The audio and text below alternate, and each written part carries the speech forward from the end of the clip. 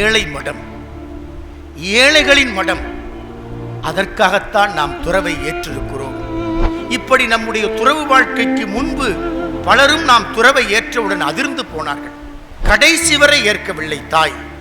இப்போ ஒரு அம்மா, வயசான அம்மா சொல்றாங்க, சாமி பெத்த வயிறு அது கீழே பரிதவிச்சுக்கிட்டு இருக்கு, நீங்க ஒரு வார்த்தை வந்து பாருங்க. நாங்கள் கீழே இறங்கி வந்து பார்த்தோம், எதுவுமே பேசவில்லை. அதுதான் கடைசி சந்திப்பு. நம்முடைய நூற்றுக்கணக்கான ஆடைகளை பீரோவில் அடுக்கி வைத்து தினந்தோறும் அந்த உடைகளை தடவி ஒற்றிக்கொண்டு கண்ணீர் விட்டு மீண்டும் அந்த ஆடையை வைப்பார்கள்.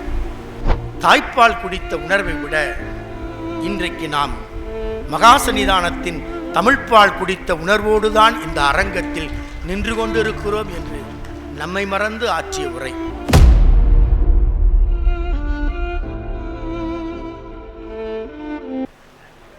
நமது மகா சன்னிதானத்தினுடைய 100 நிறைவும் அருளாலய குடமுழுக்கு பெருவிழாவும் மகா சன்னிதானத்திற்கு திருவுருவச் சிலை திறப்பு விழாவும் நடைபெற்றிருக்கிற விழாவில்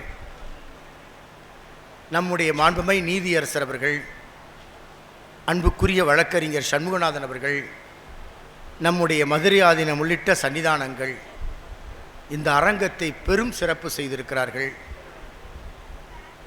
இதற்கு மேல் ஒரு உரையை ஆற்ற முடியாது என்று நம்மை பற்றி அதீத அன்போடு ஒரு பேருரையை, சிறப்புரையை, அன்புரையை, நேச உரையை, பாச உரையை நம்முடைய நீதி அரசர் அவர்கள் ஆற்றியிருக்கிறார்கள். இதற்கு ஒளிப்பெருக்கியில் நன்றி சொல்ல முடியாது. இனி நடக்க இருக்கிற வாழ்க்கை போக்கில்தான் நன்றி சொல்ல வேண்டும். பொதுவாக நாம் பிறந்த நாளை கொண்டாடியது கிடையாது. பூர்வாசிரத்திலும் சரி, நாம் ஏன் பிறந்தோம் என்ற கேள்வியை பல நேரம் நாம் கேட்டதுண்டு. ஆனால் வாழ்க்கையின் பயன், வாழ்ந்த நிறைவில் இந்த சமூகத்திற்கு என்ன விட்டு சென்றிருக்கிறோம் என்று மகா சன்னிதானம் சொன்ன சிந்தனைகள் தான் நம்முடைய வாழ்க்கை. நான் நீண்ட நேரம் எடுத்துக்கொள்ளவில்லை. இங்கு பலருக்கும் பாராட்டு. நீதியரசர் கூட சொல்லுவாங்க, நினச்சிருப்பாங்க, நம்மளையும் பாராட்டிட்டு ஒரு பெரிய படையை பாராட்டி இருக்கிறார்களே என்று. காலத்தில் பாராட்ட வேண்டியவர்களை நாம் பாராட்ட வேண்டும். குறிப்பாக நம்முடைய நீதி அரசர், நம் ஆதீனத்தின் மிகுந்த அன்பு கொண்ட மூத்த வழக்கறிஞர் சண்முகநாதன், நம் ஆதீனத்தின் மீது பேரன்பு கொண்டிருக்கிற சன்னிதானங்கள், டாக்டர் பாலகிருஷ்ணன் அவர்கள் மற்றும் நம் ஆதீன பணியாளர்கள். பணியாளர்களுக்கு ஏன் பாராட்டு? இன்று வரை நாம் நம்மை 46வது பீடம் என்று எண்ணியதில்லை. இந்த திருமடத்தில் ஊதியம் பெறாத ஒரு ஊழியன் என்ற உணர்வுதான் இதயத்தில் எப்போதும் உண்டு. நாம் வருகை பதிவேட்டில் கையெழுத்திடுவதில்லை, நம் வாழ்க்கை பதிவேட்டையே திருமடத்திற்கு ஒப்படைத்தோம். திருமடம் என்பது வரவு செலவு கணக்கு நிறுவனம் அல்ல. துறவற வாழ்க்கையை நாம் ஏற்கிற போது காவி உடை என்பது அடையாளம் அல்ல, அது ஒரு ஆன்மா, அது ஒரு பேரான்மா. நாம் துறவற வாழ்க்கைக்கு முன்பு மிக விமர்சையாக உடைகளை உடுத்துவோம். விதவிதமான காலணிகள், வகைக்கணக்கில் வாகனங்கள், இவற்றில்தான் நம் வாழ்க்கை பயணம். ஆனாலும் மனம் துறவு நிலையிலேயே இருந்தது. அதைத்தான் மகா சன்னிதானம் கண்டுபிடித்தார்கள். நான் உன்னை நீண்ட நாளாக பார்த்தேன், எனக்கு தெரியும் உன்னை. ஒரே வார்த்தை, உன் உயிர் துடிப்பு தொண்டுக்கும் துறவுக்கும் உரியது, அதை மறந்து விடாதே. பெற்றோர்கள் காலடிதான் உலகம் என்று எண்ணாதே. வீட்டில் வசதி இருக்கிறது, வாய்ப்பு இருக்கிறது, உயர்ந்த நடுத்தர குடும்பம், அதனால் நம் வாழ்க்கை எளிமையாய் நகர்ந்துவிடும் என்று ஒருபோதும் எண்ணாதே. ஊருக்காக வாழ வேண்டும் என்று எண் என்றார்கள். அப்போது அதற்கு மேல் நம்மால் பேச முடியவில்லை. எவ்வளவோ மறுப்புரைகள், ஒரு நாள் முழுவதும் நடந்த பேச்சு, வெற்று பேச்சாக இல்லாமல் செயற்களத்திற்கு நம்மை அழைத்து போனார்கள். ஒரு பெரிய மாநாடு திருப்பரங்குன்றத்தில் நடைபெற்றது. சோழன் நாகராஜன் கூட அந்த அரங்கத்தில் இருந்தார். அந்த மாநாட்டை காட்டி சொன்னார்கள், நம்முடைய சிந்தனைகள், செயல்கள் சமுதாயத்திற்கு பயன்பட வேண்டும், இப்படிப்பட்ட பட்டறைகளில் நம்முடைய வாழ்க்கை கழிய வேண்டும் என்றார்கள். அப்போதுதான் வாழ்க்கை பயணத்தில் மடைமாற்றம். எந்த உடைக்கு மாறினோமோ, எந்த உடையில் நாம் அணிந்தோமோ, அப்போது அங்கிருந்த மக்கள் பலரும் பாராட்டுவார்கள், சிலர் அதை விமர்சனம் செய்வார்கள். விதவிதமான உடைகள் உடுத்துவதற்கு விமர்சனம் செய்தவர்கள்தான் நாம் காவி உடைக்கு மாறியவுடன் கால்களில் விழுந்து வணங்கி கண்ணீர் விட்டார்கள்.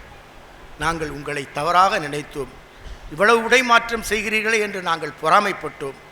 இப்போது இந்த உடையில் இருக்கிறீர்களே, எங்களுக்கு மீறாத துன்பமாய் இருக்கிறது என்றார்கள். உடை அல்ல, வாழ்க்கைதான் முக்கியம் என்று அவர்களுக்கு சொன்னோம்.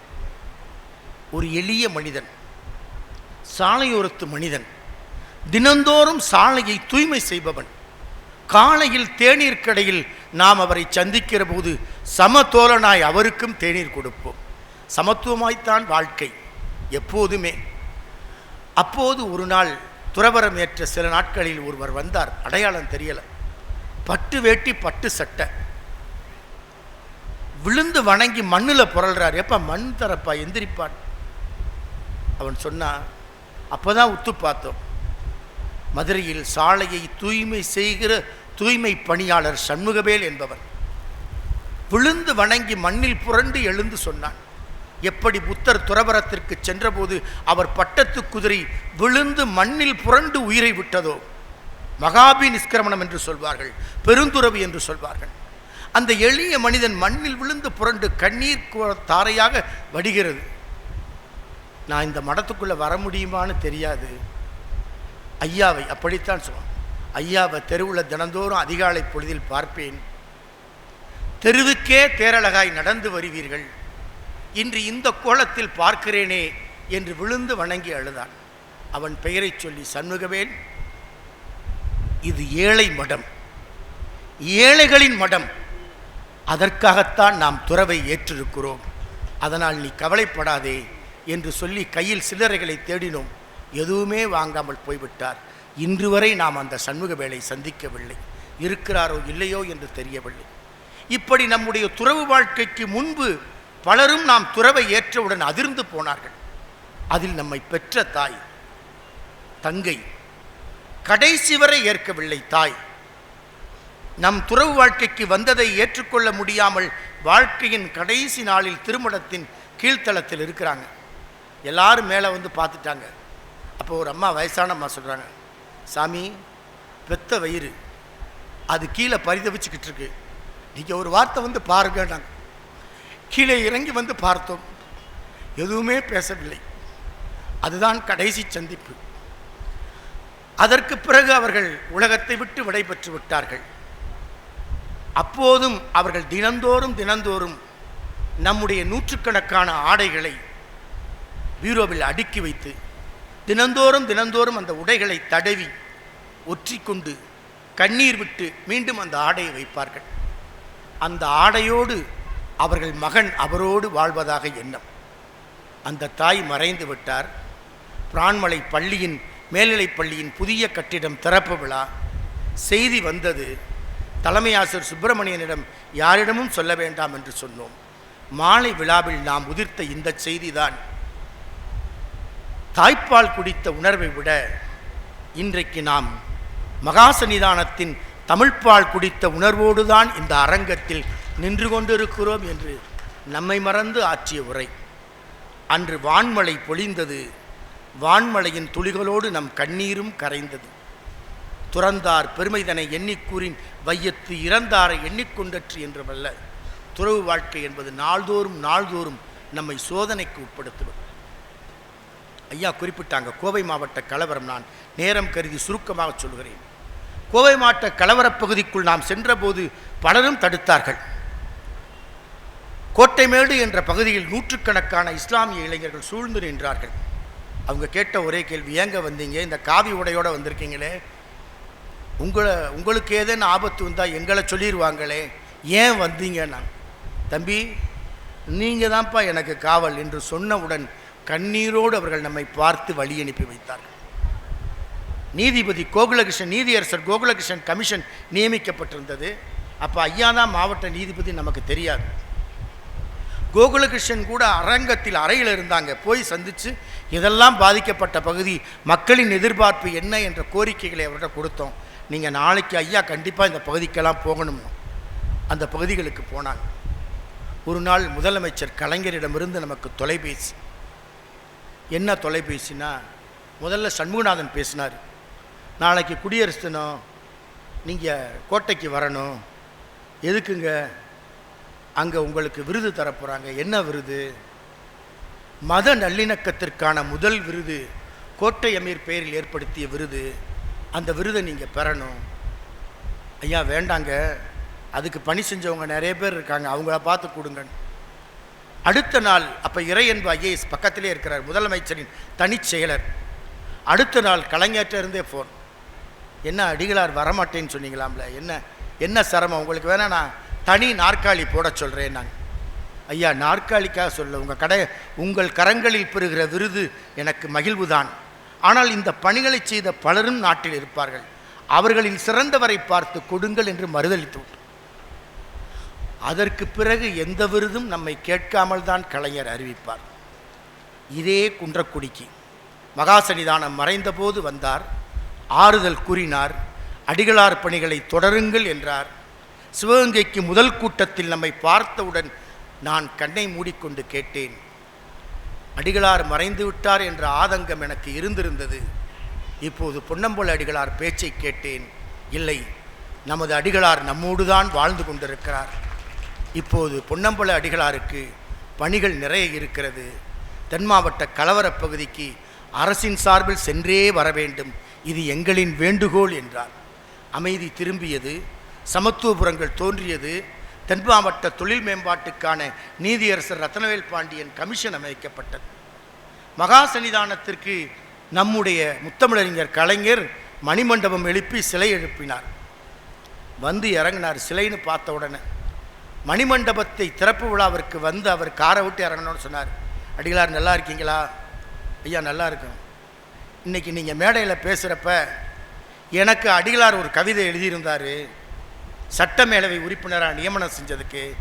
அந்த கவிதையை நான் தான் படிக்கணும், நீங்கள் படிச்சிடாதீங்க. ஏன்னா அவருக்கு தெரியும் அடிகளார், பொன்னம்பல அடிகளார் எல்லாத்தையும் பேசிடுவார், நமக்கு எதுவும் விஷயம் இருக்காது. இப்போ சிங்காரம் பேசின மாதிரி சொல்லி முதலிலேயே சொல்லிவிட்டார். ஆனால் அதுக்குள்ளே வேற ஒருத்தர் படிச்சிட்டார் அந்த கவிதை. அதற்கு பிறகு நிறைவாய் சொன்னார் முத்தமிழறிஞர் கலைஞர், அடிகளார், குன்றக்குடி அடிகளார் நிறைய சொத்துக்களை இந்த மண்ணுக்கு விட்டு சென்றிருக்கிறார், தமிழ் சொத்துக்களை. ஆனால் அவர் விட்டு சென்ற சொத்துக்களில் இந்த தமிழ் சமுதாயம் எண்ணுவது, முதன்மையான சொத்தாய் எண்ணுவது பொன்னம்பல அடிகளார் என்னும் சொத்தைத்தான் என்ற பேச்சோடு நிறைவு செய்து போனார். இதுதான் நான் பெற்ற விருது.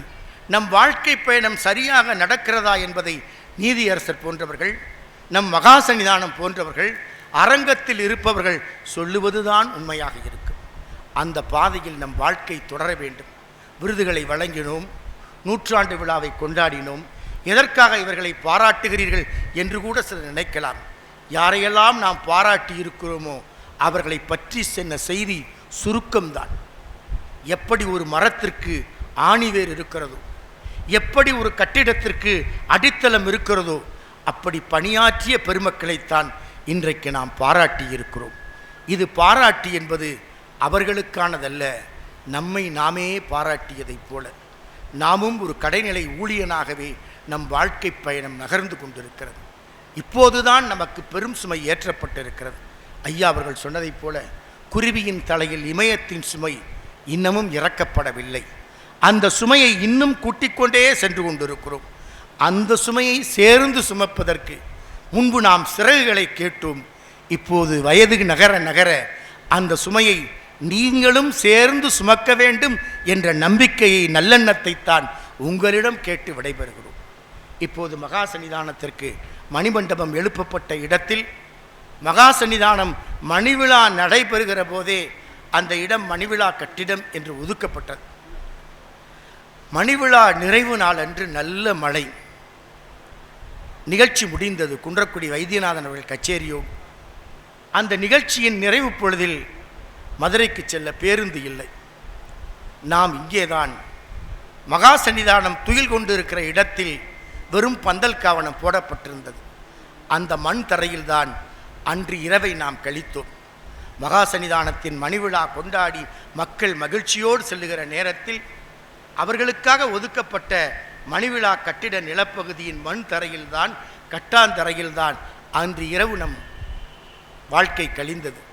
இந்த இடத்தில்தான் எதிர்காலத்தில் மகா சன்னிதானத்திற்கு அருளாலயம் எழுப்புவோம் என்று கனவில் கூட நாம் நினைத்து பார்க்கவில்லை. அது நிறைவேறி இருக்கிறது.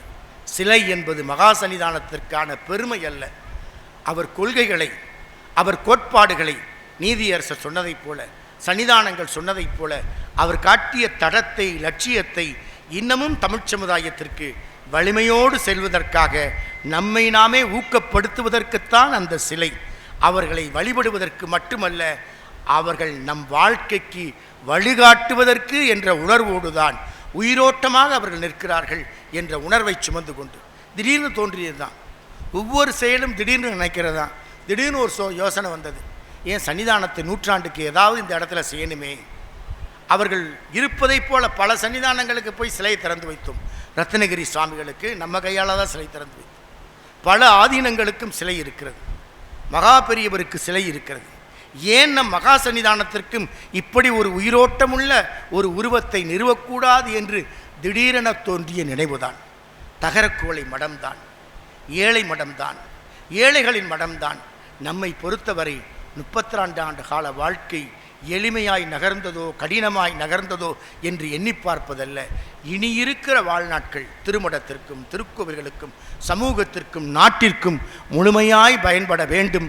அதற்கு நீதியரசர் அவர்கள், சன்னிதானங்கள் அவர்கள், சண்முகநாதனை போன்றவர்கள் மற்றும் நீங்கள், நம்முடைய ஆதீன திருக்கோவில் பணியாளர்கள் அனைவரும் உடன் வருவார்கள் என்ற நம்பிக்கையோடு நம் வாழ்க்கை பயணம் தொடர்கிறது, என்றும் தொடரும். உங்களோடு